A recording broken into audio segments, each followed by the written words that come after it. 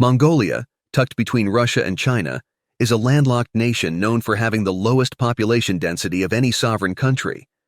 This vast land is characterized by diverse geography, including grasslands, mountains, and deserts, and by an extremely harsh climate. Despite these challenging conditions, Mongolians have developed remarkable ways to adapt and thrive in this tough environment. While it's not a major tourist hotspot, Mongolia draws visitors who, after experiencing its unique culture and stunning landscapes, leave with unforgettable memories. Visiting Mongolia is an enriching experience, with its awe-inspiring nature and a way of life that captivates and fascinates anyone lucky enough to explore this one-of-a-kind place. Located in East Asia, Mongolia is a vasting experience, with 103,909 square miles, nestled between Russia and China.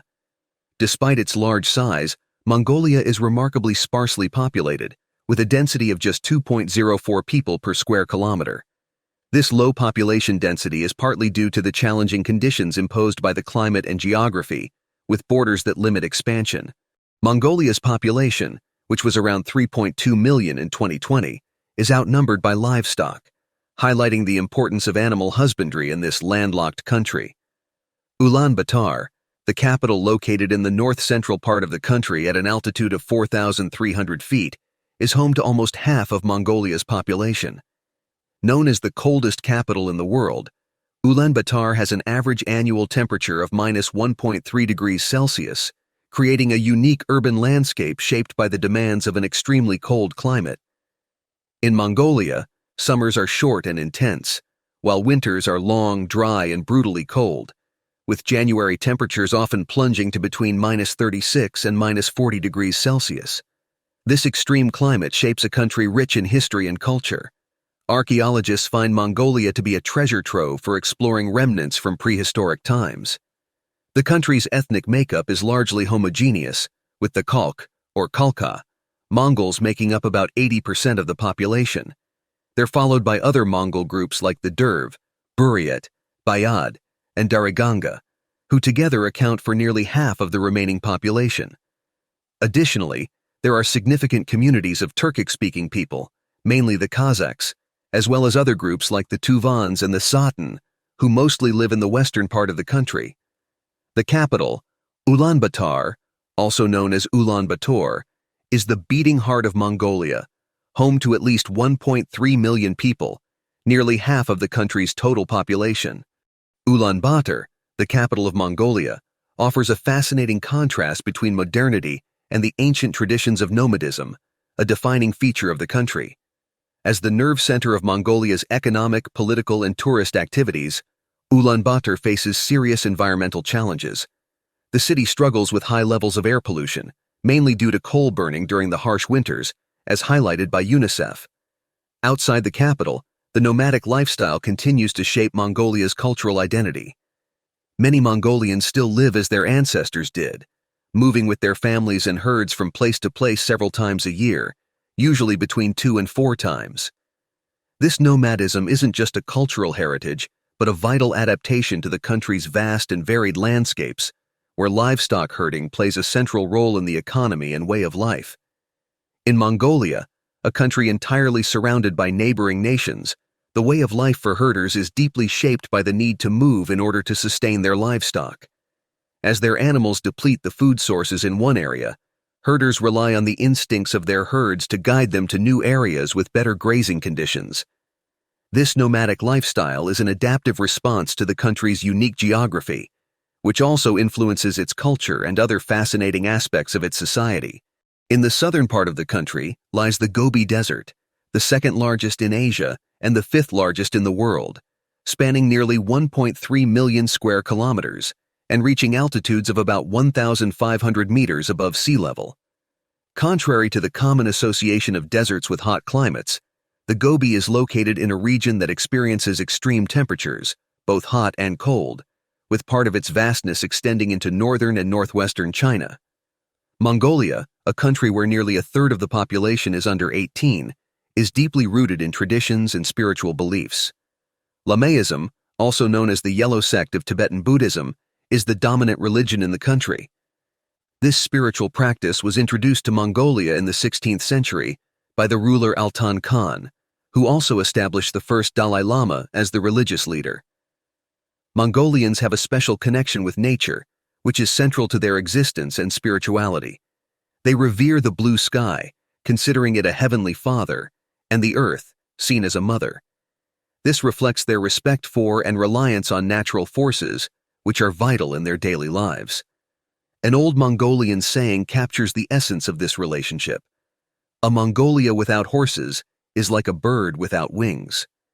Indeed, horses are indispensable in Mongolian daily life, not just as a means of transport, but also as an integral part of their culture and national identity. In Mongolia, horses are more than just animals. They're a vibrant symbol of the local culture. It's often said that a Mongolian without a horse is like a bird without wings. Surprisingly, there are more horses than people in Mongolia, with an equine population exceeding 2 million. These horses live in the wild, grazing freely and finding their own food across the vast steppes of the country. While some are used for food, their primary role is transportation, helping people travel across Mongolia's wide-open landscapes. Horse racing is a national passion and one of the country's most popular sports. Mongolia is also famous for its Naadam festival, locally known as the Three Manly Games. This annual event features 3 traditional sports: archery, horse racing, and Mongolian wrestling. While the festival was initially for men only, women now also compete in horse racing and archery, reflecting the evolving cultural practices in the country. During the height of summer, Mongolia celebrates the Naadam Festival, an event that sweeps across the country, marking the season with traditional festivities. Genghis Khan, a historical figure who still looms large in the collective imagination, was the founder of the Mongol Empire in the 13th century. Hailing from Mongolia, Genghis Khan is known for creating the largest contiguous empire in history, expanding his rule over vast regions of Eurasia. He began by uniting the nomadic tribes of Northeast Asia under a single banner, and his subsequent conquests stretched the Mongol Empire across much of Eurasia. Despite his impressive achievements, Genghis Khan is often remembered for his ruthless and often brutal approach to military campaigns. His strategies included warfare tactics that involved mass massacres and terror, with hundreds of thousands of civilians losing their lives. This aspect of his leadership makes him one of the most controversial and remembered figures in world history. The Mongols dominated the battlefield with an impressive mastery of combat strategies that both awed and intimidated their enemies. They constantly honed their warfare skills through real battles, making their generals exceptionally effective, often outshining great commanders like Alexander the Great and Hannibal Barca. Mongol tactics included surprising and clever maneuvers, such as feigning retreats to confuse the enemy, launching sudden, powerful attacks without warning, and using psychological warfare to unsettle their opponents. They also didn't hesitate to use human shields, showcasing a ruthless and strategic approach to combat. These strategies were signature elements of Mongol military might. The Mongols were masters on the battlefield, starting their engagements with a barrage of arrows capable of piercing enemy armor. After this long-range assault, they unleashed their feared cavalry charges. Often, the Mongols used an ambush tactic where archers would feign a retreat, luring their opponents into a well-prepared trap. In sieges of large fortifications or cities, they preferred to operate across vast areas and use the YAM system, an efficient communication network, to coordinate their movements and strategies. The Mongols were also skilled in besieging fortresses, fiercely attacking those who resisted submission. These combined strategies made them the most formidable fighting force of their time. Interestingly, Mongolia is also home to the snow leopard, an iconic animal of the region. About a third of the world's snow leopard population is found in Mongolia. Unlike other big cats, snow leopards are unable to roar or growl. In Mongolian culture, certain behaviors are considered inappropriate and even rude. For example, pointing with a finger or raising your voice is frowned upon, as is stopping or talking in a doorway, which is seen as a major taboo.